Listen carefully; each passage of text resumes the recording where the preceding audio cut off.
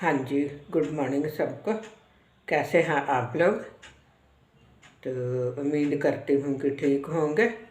तो चलिए मैं आज आप लोगों को बताती हूँ एक बहुत ही गंभीर विषय के बारे में, तो जो कि लोगों को जल्दी पता नहीं चलता।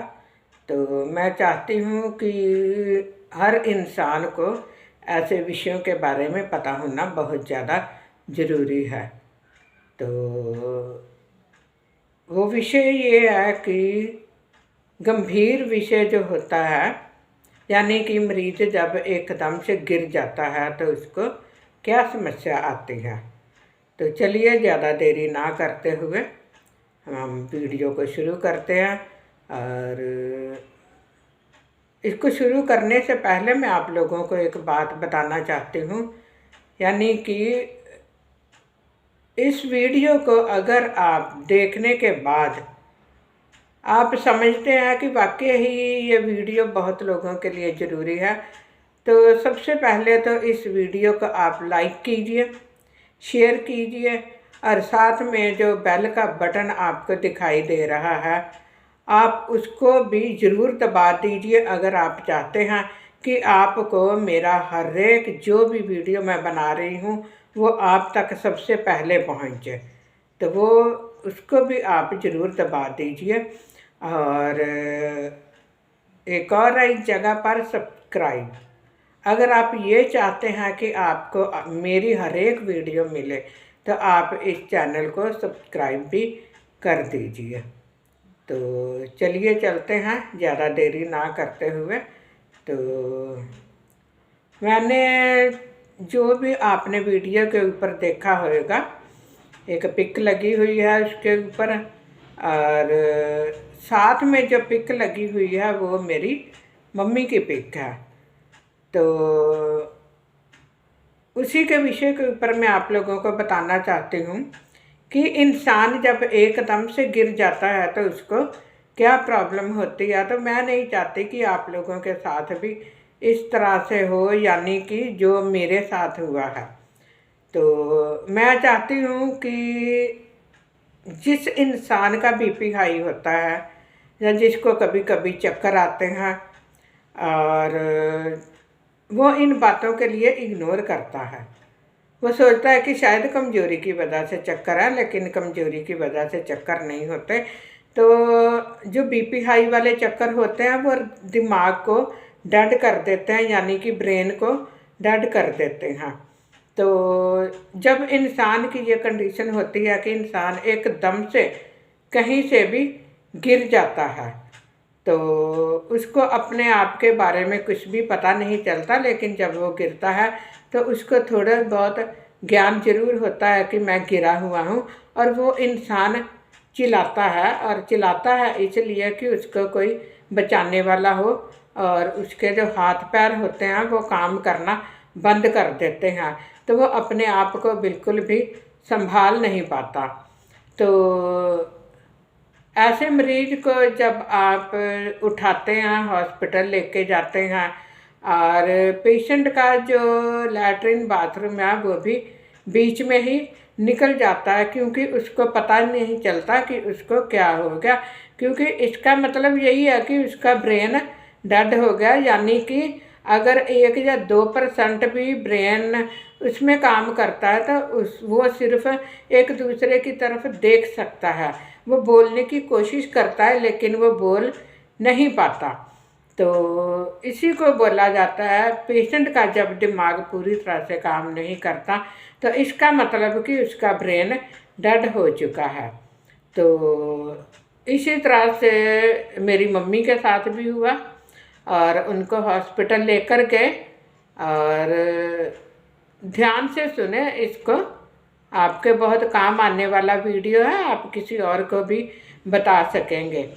और जब मुझे फ़ोन किया तो मुझे डायरेक्ट फ़ोन तो नहीं आया, तो इनडायरेक्टली मुझे फ़ोन आया कि अपनी मम्मी को फ़ोन करो। तो मैंने भी सोचा कि पता नहीं क्या बात है, क्योंकि शाम को तो बात हुई थी उनके साथ।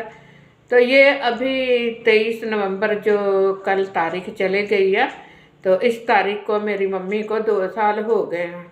तो मैंने वैसे कल सोचा था कि मैं इस वीडियो को डालूँगी, परसों से ही मेरी ये प्लानिंग थी, लेकिन मैंने इसलिए नहीं डाला क्योंकि ताकि मुझे डालने के लिए प्रॉब्लम ना लगे। तो जब मैंने अपनी मम्मी को फ़ोन किया, उनके नंबर पर फ़ोन किया, तो वो फ़ोन मेरी मौसी ने उठाया और मैंने एकदम से उनको पूछा कि मम्मी कहाँ है। तो मेरी मम्मी ने मतलब बात तो करनी नहीं थी, लेकिन मौसी ने एकदम से हर एक बात के बारे में बता दिया कि क्या हुआ। तो मैं उस दिन काफ़ी रोई, काफ़ी परेशान हुई और यानी कि मेरा जो मन था वो घबरा गया, क्योंकि मैं इस बात को समझ चुकी थी कि मेरी मम्मी को अब क्या हो चुका है। तो ये बताने का मतलब ये है कि अगर आप भी इन बातों को समझते हैं तो आपको आगे क्या करना है। तो आगे इस बात को पूरी ध्यान से सुनिए। और जैसे ही मेरी मौसी ने मुझे बता दिया कि हॉस्पिटल लेकर गए, वहाँ से फिर आगे रेफ़र कर दिया।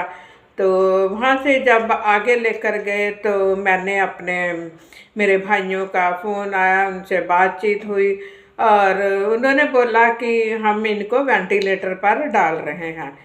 तो मैंने उनको मना किया कि वेंटिलेटर पर मत डालना, क्योंकि बिल्कुल भी कोई भी फ़ायदा नहीं होएगा।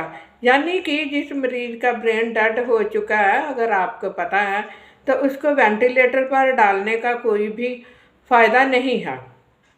तो इसमें आपने क्या करना है, जब पेशेंट को हॉस्पिटल में लेके जाते हैं तो पेशेंट को वेंटिलेटर पर डाल देते हैं, लेकिन उससे होता क्या है कि वेंटिलेटर का पैसा ही बनता है और डॉक्टर्स के पैसे बनते हैं।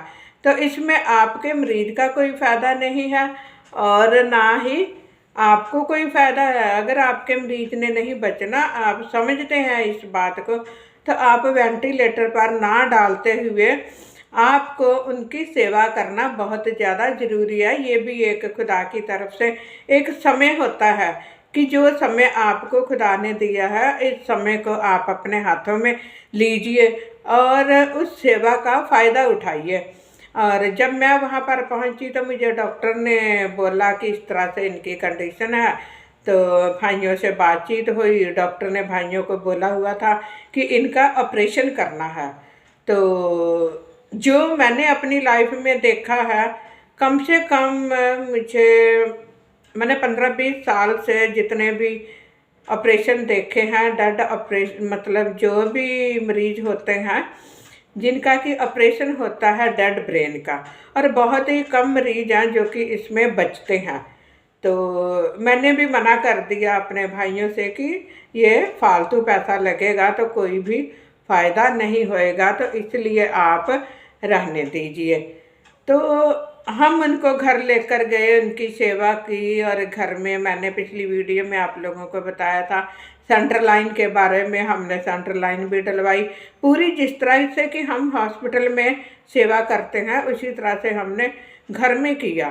तो आपको बताने का मतलब ये है कि जो पैसे आप हॉस्पिटल में लगाते हैं वो पैसे आपके बच जाते हैं, और जब एंड में आपको डॉक्टर बोल देते हैं कि आपके मरीज को आप घर ले जाओ, तो कोई फ़ायदा नहीं, तब भी तो आप लेके आते हैं। तो इसलिए मैं आप लोगों को बताने का मेरा यही मतलब है कि आप अपने मरीज को अगर खुद संभालेंगे तो इस समय जो मरीज होता है उसको अपने बच्चों को, अपने रिश्तेदारों को, अपने घर वालों को देखने की एक तमन्ना होती है। जो इंसान का पूरी तरह से ब्रेन डेड नहीं होता और थोड़ा बहुत वो देखता है, या वो हाथ पैर नहीं हिलाता, या वो बोल नहीं सकता, तो इसका मतलब है कि वो जो मरीज है अपने घर वालों को देखना चाहता है। तो इसलिए आप अपने मरीज को अपने घर में लेके जाइए और उसकी सेवा करें, ताकि इस सेवा का फल आप लोगों को भी मिले। और जैसे ही हम लोग उनको घर लेकर आए तो मेरे परिवार में नर्सिंग लाइन की मैं अकेली ही थी।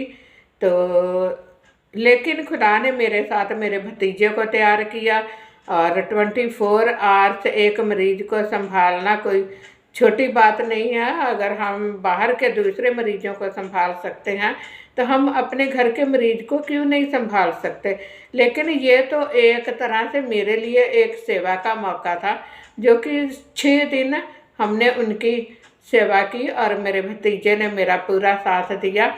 और इस वीडियो से आप यही मतलब जान लीजिए कि मेरा वीडियो अपलोड करने का ये मतलब है कि आप इस वीडियो को अगर शेयर करेंगे तो बहुत लोग इस बात को समझेंगे कि आपका पैसा कभी भी वेस्ट ना होने पाए। जो काम हो नहीं सकता उसको आप ज़बरदस्ती कैसे वेस्ट कर सकते हैं। तो इसलिए आप कोशिश करें, अपने मरीज को खुद अपने घर में रखकर संभालिए और केयर कीजिए।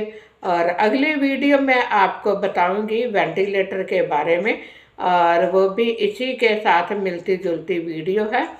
तो अगली वीडियो को भी आप ज़रूर देखिए। थैंक यू, धन्यवाद।